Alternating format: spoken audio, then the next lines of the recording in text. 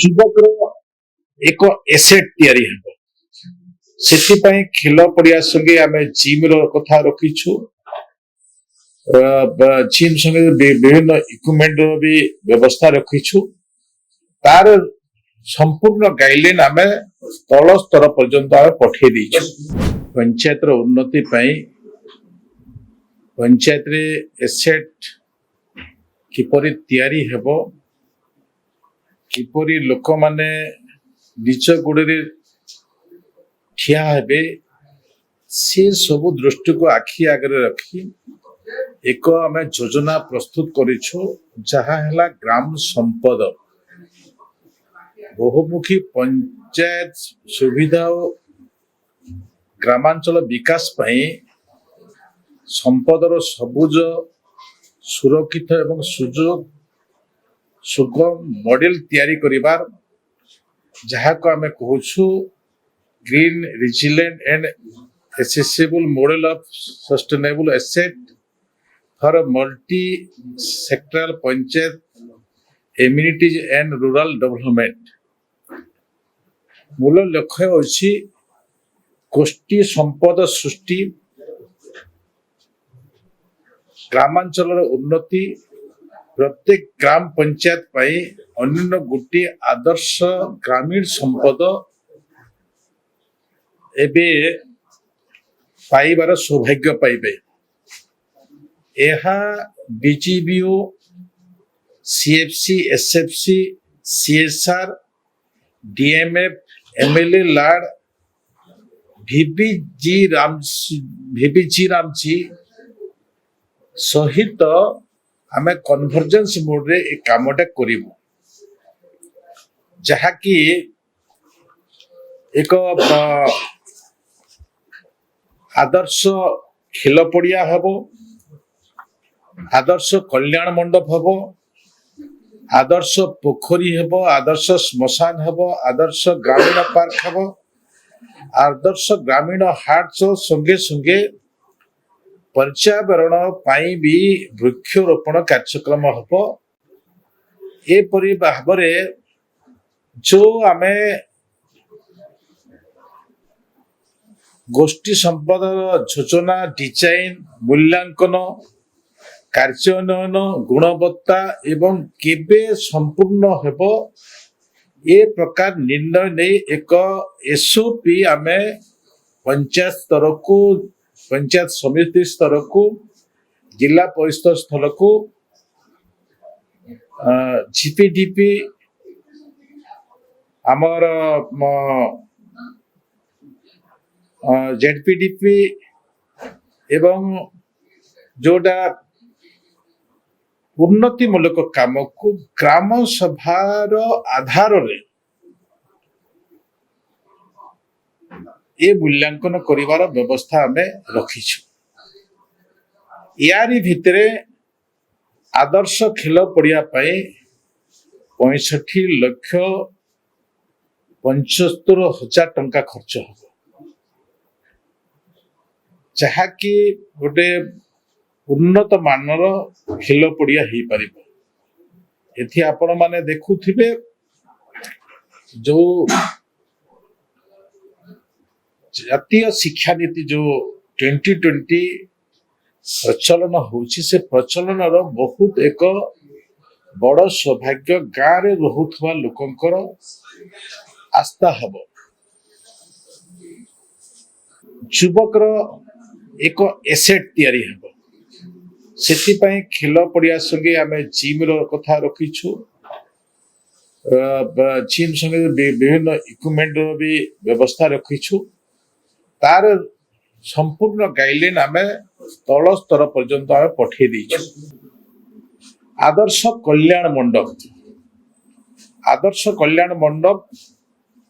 ଯାହାକି 49 ଲକ୍ଷ ଟଙ୍କା ହେବ। ଆମର ତାର ଲେନ୍ଥ ରଖିଛୁ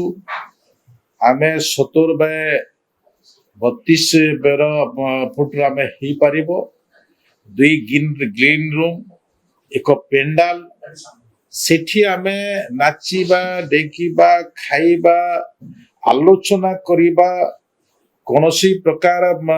ନିର୍ଣ୍ଣୟ ନେବା ସଙ୍ଗେ ସଙ୍ଗେ पंचायत एक एसेट क्रिएट हम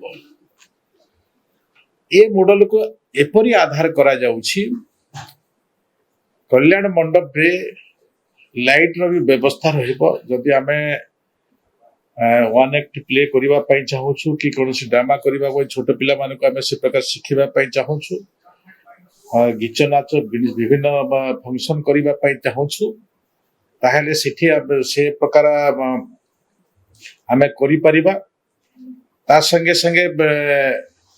सिठी कोनोसी भी भोजी भात हबो पंचायत रो यूटेंसिल पानी टैंकर सब व्यवस्था रहे ए सब व्यवस्था भितरे किछि आमे परमानेंट न हेले भी टेम्पररी आमे नियुक्ति देई परिबा माने किछि लोकन को इठी काम करिबा पई आमे से प्रकार लोकन को नियुक्ति करि परबा जो प्रकार प्रक्रिया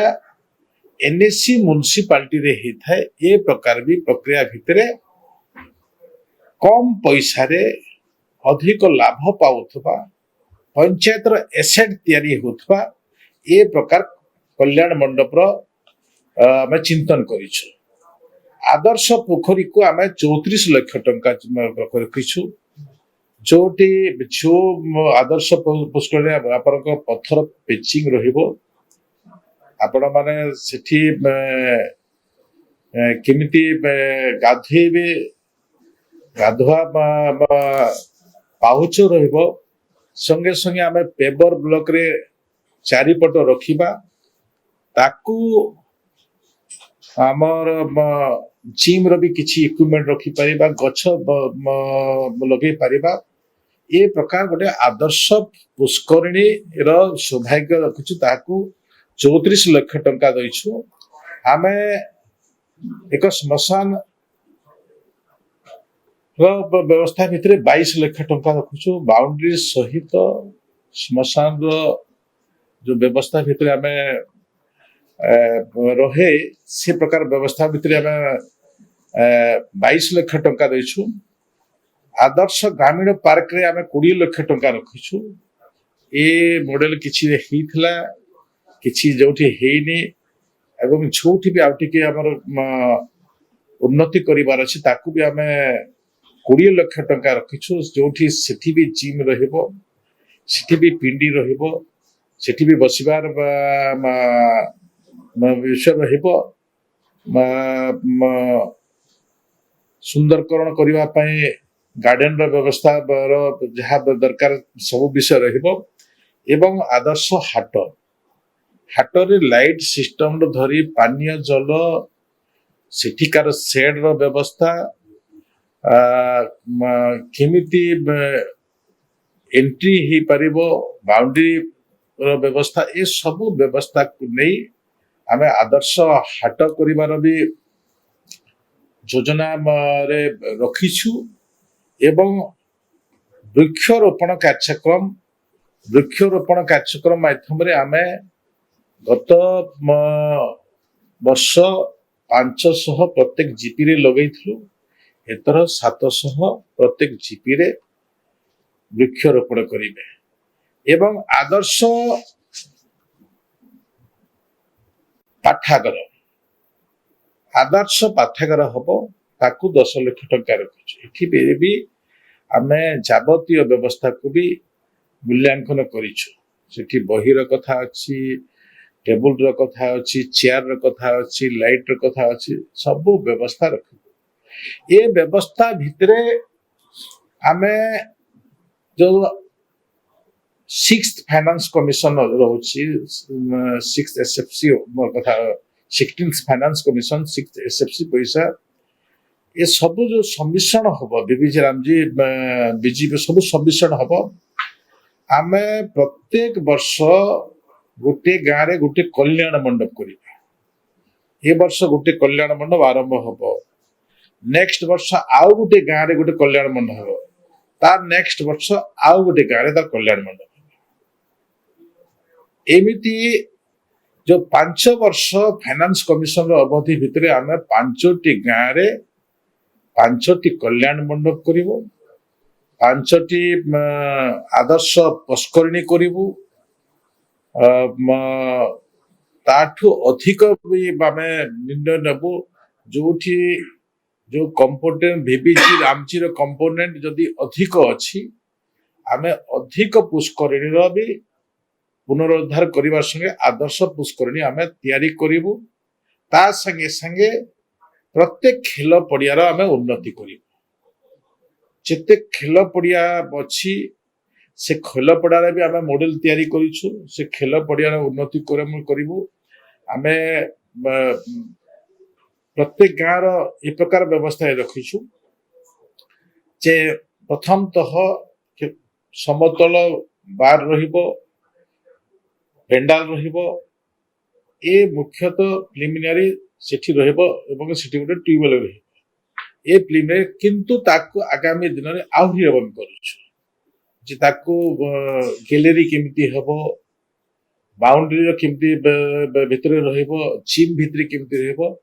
ଏ ପ୍ରକାର ବ୍ୟବସ୍ଥା ଭିତରେ ରଖିଛୁ। ତ ସବୁ ଦୃଷ୍ଟିରୁ ଦେଖିଲା ଭିତରେ ଯୋଉ ସୌଭାଗ୍ୟ ଆମେ 80 ବର୍ଷ ସ୍ୱାଧୀନତା ଭିତରେ ଗାଁର ଦେଖିବାର ସୌଭାଗ୍ୟ ଆମେ ଚିନ୍ତନ କରୁଥିଲା, ଆଜି ସେ ପ୍ରକାର ସୌଭାଗ୍ୟ ଆମେ ଗ୍ରାମ ସମ୍ବାଦ ମାଧ୍ୟମରେ ଏବେ ଆମର ଏସଓପି ପ୍ରତ୍ୟେକ ପଞ୍ଚାୟତକୁ ଆମେ ବ୍ଲକକୁ ଜିଲ୍ଲା ପରିଷଦକୁ ପଠେଇଛୁ। ଏ କାର୍ଯ୍ୟାନ୍ୱୟନ ଚଳିତ ବର୍ଷଠୁ ଆରମ୍ଭ କରି ଆମେ ଆଗାମୀ ଦିନ ପର୍ଯ୍ୟନ୍ତ ସବୁ ବ୍ୟବସ୍ଥା ଭିତରେ ତାକୁ ପଞ୍ଚାୟତ ଏକ ଆଦର୍ଶ ପଞ୍ଚାୟତ ହେବ, ପଞ୍ଚାୟତର ନିଜର ଏସେଟ କ୍ରିଏସନର ପଞ୍ଚାୟତ ହେବ ଏବଂ ଆଗାମୀ ଦିନରେ ଆମେ ଯୋଉ ସମସ୍ୟା ଦେଇ ଗତି କରୁଥିଲା, ମାନେ ଆମେ ଯୋଉ ବି ବନ୍ଧକଟା କରିବୁ ଗ୍ରାଉଣ୍ଡ ୱାଟରର ବି ରିଚାର୍ଜ ହେବ। ଆଜିକାଲି ପରିସ୍ଥିତିରେ ଓଡ଼ିଶାରେ ଆମେ 5 ରୁ 7% ଆମର ଗ୍ରାଉଣ୍ଡ ୱାଟର କମ ରିଚାର୍ଜ ହେଉଛି, ତାହା ବି ହେଇପାରିବ। ତ ସବୁ ଦୃଷ୍ଟିରୁ ଗୋଟେ ଗାଁର ଯୋଉ ଲୋକ ବାହାରକୁ ଯାଉଥିଲେ, ଗାଁ ଛାଡୁଥିଲେ, ଏବେ ଗାଁରେ କେମିତି ରହିବେ, ଆତ୍ମନିର୍ଭର ହେଇକି ଚଳିବେ, ସେ ପ୍ରକାର ବ୍ୟବସ୍ଥାରେ ପଞ୍ଚାୟତ ରାଜ ବିଭାଗ ତାର କାମ କରିବ।